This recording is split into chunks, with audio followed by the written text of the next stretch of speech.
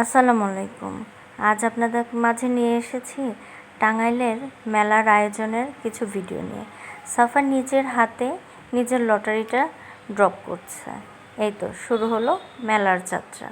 আপনাদের আজকে ঘুরে ঘুরে দেখাবো টাঙ্গাইলের সন্ধ্যার মেলাটা কেমন হয়ে যায়, কি থাকে এই মেলায়, কি পাওয়া যায়, আমরা কেমন মজা করলাম, সব কিছুই বলবো।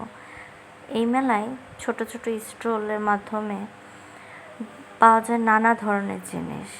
গরমে শুরুই করেছে আইসক্রিম দিয়ে, সাথে ফুলের সমাহার।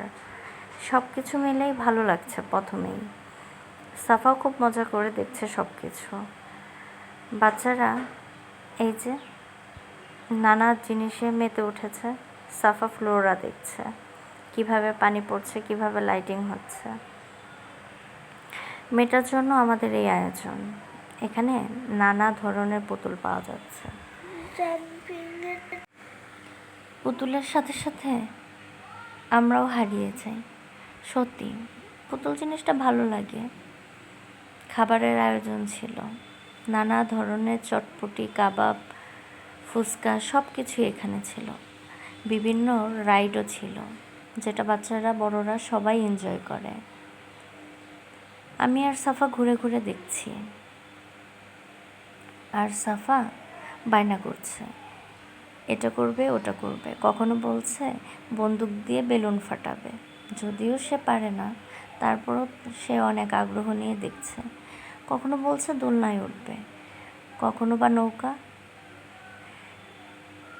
ট্রেন চলছে আপন মনে, গন্তব্যস্থানটা মেলা পর্যন্তই। সব মিলিয়ে সন্ধ্যাটা উপভোগ করেছে সাফা অনেক দিন পর সাফা একটু বিনোদন জায়গা পেয়েছে। এই তো বাচ্চাদের রাইডে বাচ্চারা অনেক মজা করে। কেউ বা ভয়ে চিৎকার পারছে এই নৌকা থেকে নামার জন্য, কেউ বা সেই ভয়টাকেই এনজয় করছে। আমরা একটু একটু করে হেঁটে হেঁটে সব কিছু দেখছিলাম। প্রতি বছর এই মেলাটা টাঙ্গাইল হয়ে থাকে। আপনাদের এলাকায় এই ধরনের মেলার আয়োজন হয় কিনা অবশ্যই জানাবেন কমেন্টে।